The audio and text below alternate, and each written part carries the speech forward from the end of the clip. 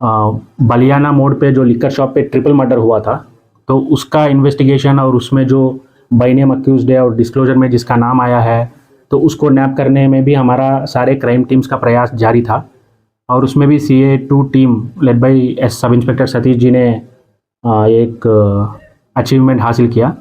तो उसमें पारस मलिक नाम का एक व्यक्ति जो है, जो सोनीपत का रहने वाला है, जिसके ऊपर 5,000 रिवार्डेड क्रिमिनल है रोहतक का और 20,000 सोनीपत का रिवार्डेड क्रिमिनल है।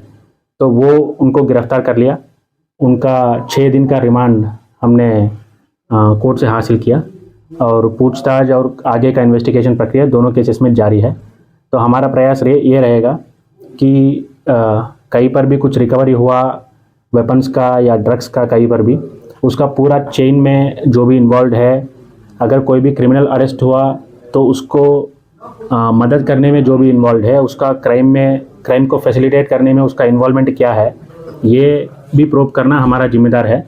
तो उस दिशा में सीनियर्स के आदेश अनुसार और डायरेक्शंस के अनुसार हम काम कर रहे हैं।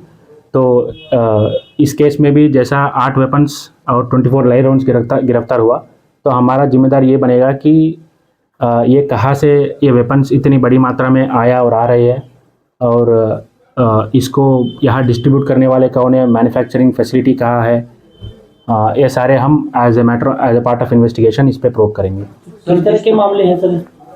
सॉरी, किस तरह के मामले हैं इसको जो अरेस्ट हुआ है? जो 8 वेपन से अरेस्ट हुआ, तो उनके खिलाफ एक मुकदमा था जो आर्म्स एक्ट का ही था।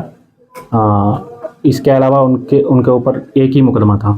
सर, जो सनी रटोली का साथी बताया जा रहा है, सारे को अलग गैंग बनाने की फिराक में थे। जी, पर्टिकुलर डिटेल्स में जाना मुझे नहीं लगता कि वो ज़रूरी है, लेकिन ये एक थीम हम ऑब्जर्व कर रहे हैं कि किसी न किसी, स्पेशली जो युवक जो है 18 साल और 30-40 साल उसके बीच में जो है, तो किसी न किसी बहकाव में आके अपना गैंग बनाने की चक्कर में या किसी और गैंग से खुद को प्रोटेक्ट करने के चक्कर में वेपन्स को प्रोक्योर करने का जो इरादा है, तो कहीं ना कहीं हमको दिख रही है। तो उस पर हम भी लगातार इन्फॉर्मेशन भी कलेक्ट कर रहे हैं, हमारा क्राइम टीम लगातार काम कर रहे हैं। उस काम करने के दौरान ही ये सफलता मिला है। लेकिन उस कैटेगरी का जो यूथ है, उनको मैं यही कहना चाहता हूँ कि अगर आपको लगा कि किसी और से आपको थ्रेट है, तो पुलिस का रिस्पॉन्सिबिलिटी बनता है कि आपको प्रोटेक्शन दे और आपका लिबर्टी और सेफ्टी एंड सिक्योरिटी का ख्याल रखे।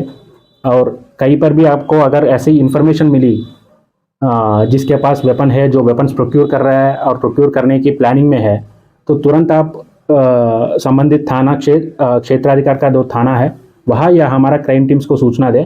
हम ये सुनिश्चित करेंगे कि आपका जो नाम और डिटेल्स है वो सीक्रेट रहे और आपको कोई थ्रेट ना पहुंचाए, और आपको भी इंसेंटिवाइज करने की प्लान हम करेंगे। ट्रिपल मर्डर केस में जो पारस मलिक को अरेस्ट किया गया है, उसका कितना रोल था, किस लेवल का रोल था, और जो कि होका सरगना जो है राहुल अलियास बाबा, उसका कितना करीबी रहा है?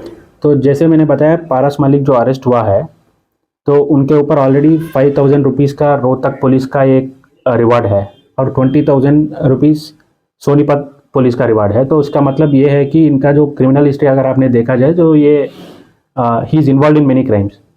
तो इनका एग्जैक्ट रोल क्या है, ये मैटर ऑफ इन्वेस्टिगेशन है, तो अभी क्लियर नहीं हो पाए, इसलिए हमने 6 दिन का रिमांड भी लिया है। तो इसमें सारी चीज़ क्लियर कर देंगे। कोई वेपन भी रिकवर हुआ है, कोई असला वगैरह कोई पारस से? तो एट द मोमेंट वेपन कुछ इनसे रिकवर नहीं हुआ, लेकिन इतना क्लियर है कि इनका इन्वॉल्वमेंट इसमें है। रिसेंटली क्राइम ब्रांच दिल्ली ने एक रेड कंडक्ट की थी, उसमें इनका साथी अंकित वाल्मीकि रोहतक को अरेस्ट हुआ दिल्ली में, और बताया गया राहुल बाबा के काफी नजदीक बट वो निकल गया। कोई और इनपुट इस बारे में कोई? तो इसके बारे में अभी शेयर करने लायक इनपुट कुछ नहीं है। इस तरह के जो और भी क्रिमिनल अरेस्ट करने बाकी है, क्योंकि इनसे जुड़ी हुई चैन जो आपको लगती है कि कोई जुड़ी हुई चैन है? ये सिर्फ इस क्राइम को मैं सीमित नहीं रखना चाहता हूँ।